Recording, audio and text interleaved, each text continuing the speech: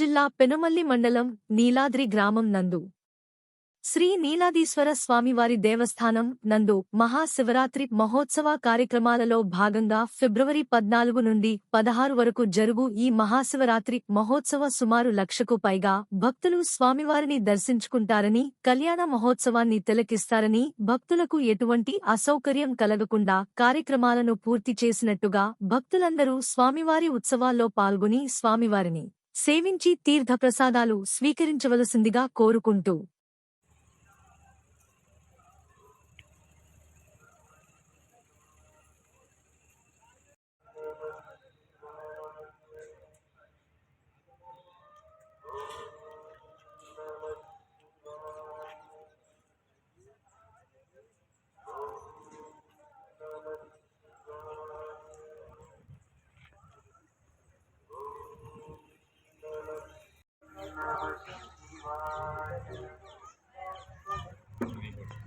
కోనేరు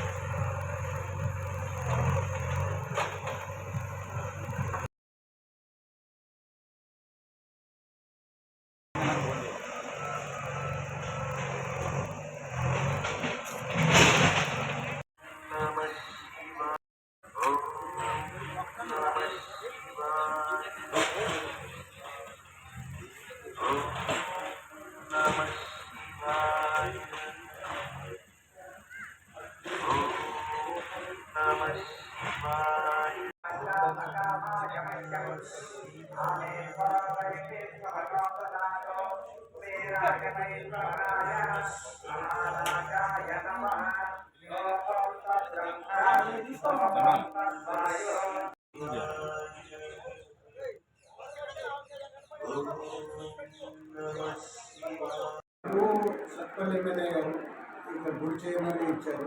దాని గురించి అభివృద్ధి చేస్తాము. ఈవో రజనీ కుమార్ గారు వచ్చిన దగ్గర నుంచి బాగా అభివృద్ధి జరుగుతుంది.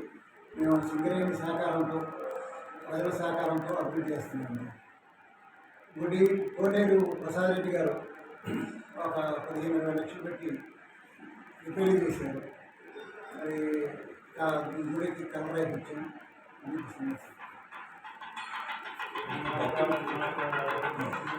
నుంచి ఒక 15 లక్షలు ఇప్పుడు శాంక్షన్ చేశారు.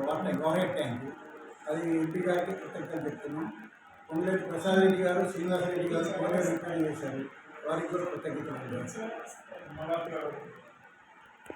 ఖమ్మం జిల్లా పెనుమల్లి మండలం నీలాద్రి గల శ్రీ నీలాద్రీశ్వర స్వామివారి దేవస్థానంలో మహాశివరాత్రి జాతరను పురస్కరించుకొని ఈరోజు ప్రారంభించబడడం జరిగిందండి కార్యక్రమాలు.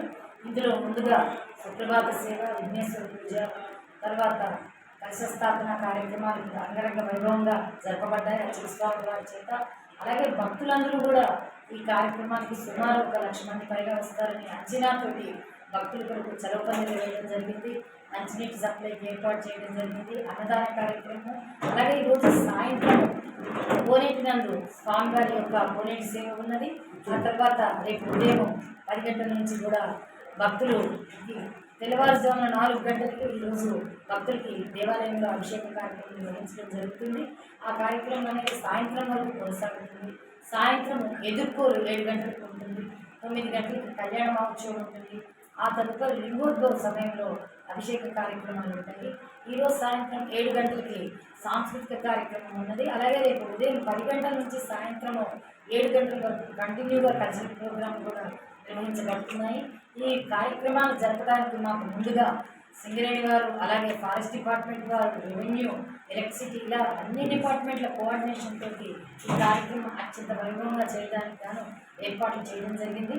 ఈ కార్యక్రమానికి సహకరించిన భక్తులకు మరియు డిపార్ట్మెంట్ అధికారులకు, పోలీసు వారికి కూడా దేవస్థానం తరపున రెన్యువేషన్ కమిటీ తరపున మేము కృతజ్ఞతలు తెలియజేస్తున్నాము.